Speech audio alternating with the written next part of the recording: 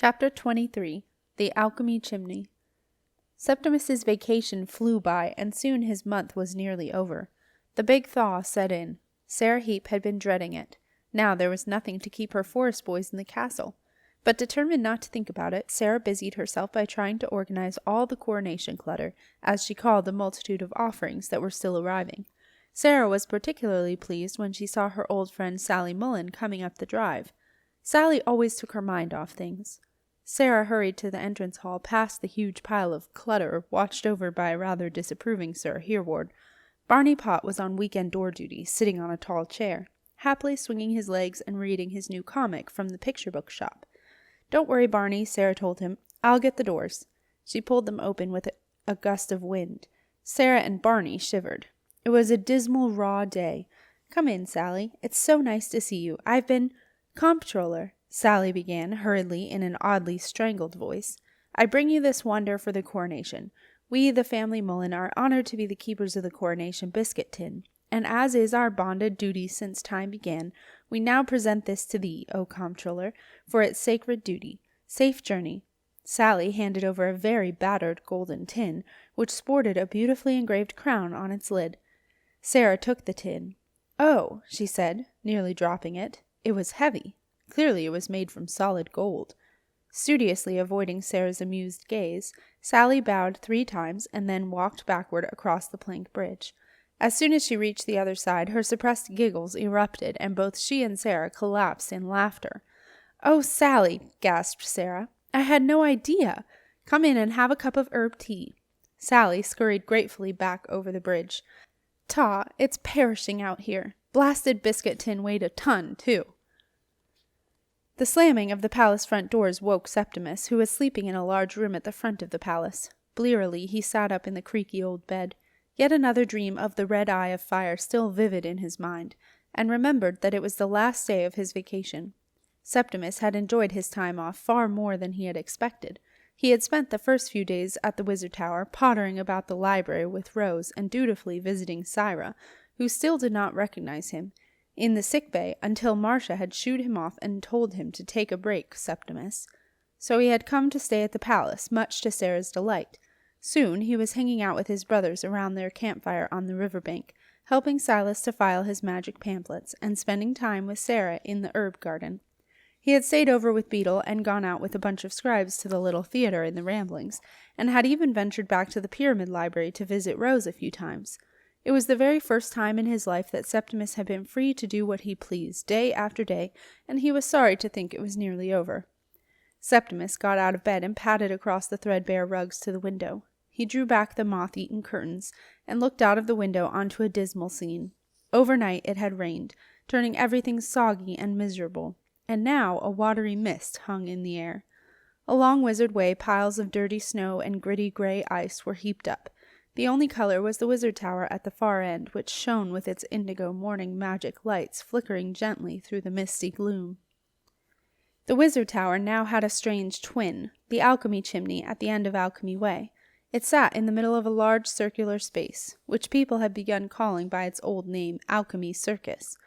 The chimney was covered with a blue tarpaulin, which glistened with water and shone with its own more basic lights, the lanterns that Lucy Grinch had had set up inside it to enable building work to continue all night. There were always a few onlookers, but today Septimus saw that a fairly substantial crowd was gathered. Suddenly he heard the sound of Lucy Grinch yelling through a megaphone, "Stand back! Stand back! Will you all get out of the way?" There was a noise like thousands of flapping sheets, and the tarpaulin fell to the ground. This was greeted by cheers, evenly balanced with boos. Now revealed, the alchemy chimney stood tall and oddly out of place. It looked to Septimus like a stranded lighthouse. 5 minutes later, Septimus hurriedly looked into Sarah's sitting room. Sarah and Sally were giggling by the fire. "I'm off. See you later," he said. "Bye, love," said Sarah. "Don't forget, I'm cooking a special supper for your last night." "I won't. Bye, Mum. Bye, Sally." "Lovely lad," said Sally, as Septimus closed the door. Septimus ran out of the palace and headed up Alchemy Way, pleased that the mist, and Jojo's old forest tunic that he had taken to wearing, meant that people would be unlikely to recognize him. Something told him that Marcia would not be happy about where he was heading. As Septimus reached Alchemy's circus, he caught sight of Lucy's distinctive multicolored dress, fluttering like a bright butterfly against the granite-gray stones of the base of the chimney. He weaved his way through the onlookers to get a closer look. The sound of Lucy making the scaffolders refold the tarpaulin reached him. "That's rubbish! Do it again, and do it right this time." Septimus was glad Lucy Gringe was not his boss. She made Marcia look like a softy. "Hey, little bro," Lucy called out. "Beautiful, isn't it?" Septimus looked up at the chimney. Below the tracery of scaffolding he saw stone cut so precisely that you could scarcely see the joints, and above the stone the neat circles of frost-proof, heat-proof, and pretty much everything-proof brick began. The bricks were graded by size, getting smaller as they delicately traveled upward, each circle subtly different. "Brilliant!" Septimus called back. Lucy beamed with delight. Some lettering carved into the great granite slabs at the base of the chimney caught Septimus's eye. There was the date, followed by Marcellus Pye, last and first alchemist. Simon Heap, alchemy apprentice. Lucy Heap, architect. Heather, Elizabeth, and Samson Snarp, stonemasons and lighthouse builders. Septimus looked at the names for a few minutes, taking them in.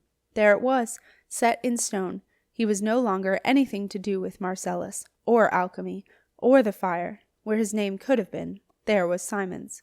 Lucy was so busy supervising the dismantling of the scaffolding that she did not notice Septimus wandering away disconsolately and disappearing into the shadows of Gold Button Drop. The mist in the drop was thicker than in Alchemy Way. It settled around him like a blanket. It muffled the sound of his boots and set his dragon ring glowing in the dull light.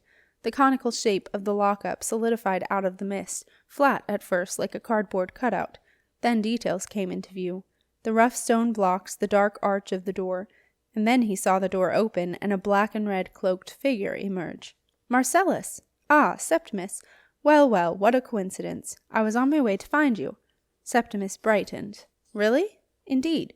The chimney is complete, and we are about to bring the fire up to its operating level. I would like you to see this, so that when you become extraordinary wizard—" "Extraordinary wizard?" said Septimus. "Me?" Marcellus smiled. "Yes, you. Do you not expect to be?" Shaken by seeing Simon's name carved into the chimney, Septimus was full of regrets for alchemy. He shook his head. "No. Oh, I don't know. Well, just in case it turns out that way, I want the fire to be as much part of your life as it is a part of mine, or, indeed, Simon's. I want you to trust it and understand it, so that never again does an extraordinary wizard even think of killing the fire." "I would never do that. Never," said Septimus. "The fire is amazing. It makes everything, even the wizard tower, feel dull." "Ah, but you have made your decision, Septimus." "I know," Septimus sighed. "And it's set in stone." Marcellus and Septimus took the climbing shaft and tunneled down to Alchemy Quay, and then transferred to a much narrower and steeply sloping tunnel that wound its way in a spiral, down between the web of ice tunnels that radiated off from below the Chamber of Alchemy. It was over half an hour later that they reached the end of the tunnel where the upper fire hatch, illuminated by a fire globe, lay. "This is but a short climb down, apprentice," said Marcellus, "but we must make it a fast one. This is the one point where we can be seen on the live plan, and I do not wish to be seen just yet. Do you understand?" "Yes," said Septimus, a little guiltily. Marcellus placed his alchemy key into the central indentation of the hatch, and it sprang open. A waft of heat came up to meet them. Septimus waited while Marcellus swung himself into the shaft. Then he quickly followed and pulled the hatch shut. He clambered down the metal ladder, and waited while Marcellus opened the lower fire hatch, then dropped down after Marcellus onto the flimsy metal platform. Simon, in his black and gold alchemy robes, was waiting for them. "Hello, Simon," said Septimus, not entirely pleased to see him. Simon, however, looked happy to see his little brother. "Hello, Sep," he said. "What a place! Isn't it beautiful?" He pointed to the fire below. "Yes, it is. It's amazing," said Septimus, thawing a little at Simon's enthusiasm. "Apprentices," said Marcellus, "it is not safe for the secrets of the fire to be known by only one person, or even two. By the end of today, I hope that there will be 3 of us who will understand all there is to know about the fire. Safety in numbers is the expression, I believe, and safety is what we want." And so they became a team. Patiently, Marcellus took Simon and Septimus through all the stages of bringing the fire to its full power, which, now that the chimney was completed, it was safe to do. They worked through the day, methodically running through Marcellus's long checklist. They regulated the water flow through the cauldron, cold when it entered, hot when it left to find its way out through the giant emergency drain into the river. They drummed the cauldron, they measured the height of the fire rods, they checked the levers that operated the huge hoppers of coal buried in the cavern walls, the fire blanket, Marcellus called it, and 100 other small things that Marcellus insisted upon, for safety, as he said countless times that day. It was late afternoon when Marcellus, Septimus, and Simon stood once more on the dizzyingly high platform at the top of the fire chamber. Above them was the huge oval opening to the alchemy chimney, which would take up the heat and the fumes and provide a much-needed airflow through the chamber. But it was not the unobtrusive opening in the roof that claimed their attention. It was, of course, the perfect circle of the eye of fire far below, brilliant red brushed with its delicate blue flame that returned their gaze. Underneath the blue they could see the dark twinkling of the graphite rods, each one a perfect 5-pointed star, silently powering the fire around it. Marcellus smiled. All was well. They climbed up the pole to the lower fire hatch, sweaty, tired, and longing for fresh air once more. But there was one more thing to do. An hour later the decoy fire in the furnace of the great chamber of alchemy and physic was lit and burning well. Marcellus lowered the conical fire guard over it so that the flames were safely contained. "Good," he said. "That will produce enough smoke to satisfy everyone. Time to go." They headed wearily up the long incline back to the lockup. Septimus had been so impressed with Marcellus's insistence on safety that even though he knew Marcellus did not like to talk about it, he said, "I just don't understand how the great alchemy disaster ever happened." Marcellus sighed. "That, Septimus, makes 2 of us. I don't understand either. It makes no more sense to me now than it did all those hundreds of years ago. But what I do know is that if the extraordinary wizard had not intervened in such a high-handed manner, excuse me, Septimus, it rankles to this day, and closed down the fire, then many lives would have been saved, and my house in Snake Slipway would not be so perishingly cold every big freeze." Marcellus smiled at Septimus's bemused expression. The ice tunnels were not just the old communication tunnels between the ancient castle buildings. Many of them were also part of the castle heating system. As you know, they run beneath every old house. The hot water from the fire kept us all warm. People loved the fire in those days. "Ah," said Septimus, thinking that made a lot of sense. Evening was falling when they emerged from the lockup. They hurried off to Alchemy Circus, where Lucy had been anxiously awaiting the first plume of smoke to appear from the chimney.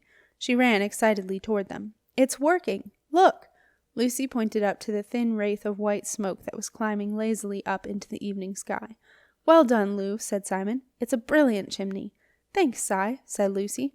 "Yes," said Marcellus, "it's very nice indeed."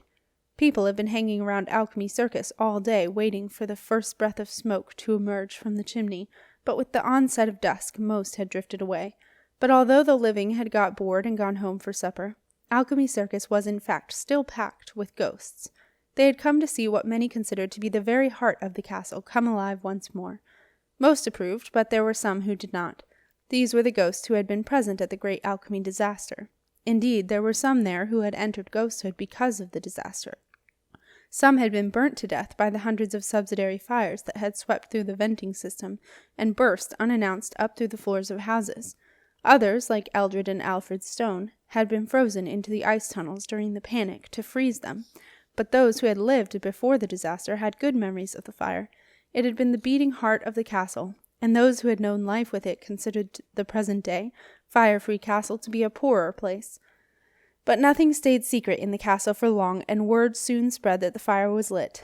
Late that evening, after Septimus had gone back to the palace for Sarah's last night of the holiday supper, Marcellus, Simon, and Lucy joined the edgy crowd at the foot of the chimney, many of whom were clutching the recently reissued All You Need to Know About the Great Alchemy Disaster pamphlet. "Oi!" someone called out. "It's the alchemist fellow." A young woman carrying a toddler waved the pamphlet angrily. "Have you read this?" she demanded. "Madam, I wrote it," said Marcellus. "Rubbish!" yelled a bookish elderly man, wearing a fine pair of gold-rimmed glasses. "Well, I'm sorry you didn't enjoy it. I did my best." "I meant there is no way you wrote this. You alchemists!" The man spat out the word in disgust. He waved his copy of the pamphlet under Marcellus's nose. Marcellus caught a waft of old paper. It was one of the original ones. "You alchemists always covered everything up, and you, Mr. Pye, were one of the worst offenders." Marcellus held his hand up in protest. "I am sorry," he said. "Please believe me. The great alchemy disaster was not of our making." "So whose fault was it, then?" demanded a teenage boy. "The tooth fairies?" The crowd giggled. Marcellus had known that the return of the Fyre to the castle would not be popular. He had given the problem a lot of thought, and he hoped he had a solution. He raised his voice above the murmurings of discontent. "To prove to you that we have nothing to hide, we will be starting guided tours of the great chamber of alchemy." There was a stunned silence. "All will be welcome, and it will be my pleasure to meet you at the underflow quay and show you around personally. You may book the tours with Rupert Gringe at the boathouse. I look forward to seeing you all again shortly." With that, Marcellus bowed and strode away. Lucy ran after him. "Guided tours?" she asked. "Are you sure?" "Just to the great chamber. It will make them feel involved. We show them the furnace and all the gold. They'll love the gold. Give out a few souvenirs, that kind of thing. Simon can talk to the young women. They'll love that." "Huh," said Lucy. "People need to know that there are no secrets in the great chamber of alchemy and physic," said Marcellus. "Aren't there?" asked Lucy. "Of course not," said Marcellus. "Whatever gave you that idea?" Lucy wasn't sure. All she knew was that something about the fire did not make sense, and that Simon said suspiciously little about what he did at work all day. "Well, thank you, Lucy," said Marcellus. "You have done a wonderful job on the chimney. I really don't know what I would have done without you." Lucy suddenly realized that her work was done. "Oh," she said, "right. And to show my appreciation at this historic moment, I would like to offer you—" Marcellus paused. "Yes?" said Lucy, wondering if Marcellus was about to overcome the legendary stinginess of alchemists and actually pay her. "The chance to accompany me to the Wizard Tower tomorrow to collect the two-faced ring. It is an historic occasion." "Thanks, but no thanks," snapped Lucy. "I have better things to do, like knitting curtains." Marcellus watched Lucy stride off down Alchemy Way, plates flying. She looked annoyed, he thought, but he wasn't sure why.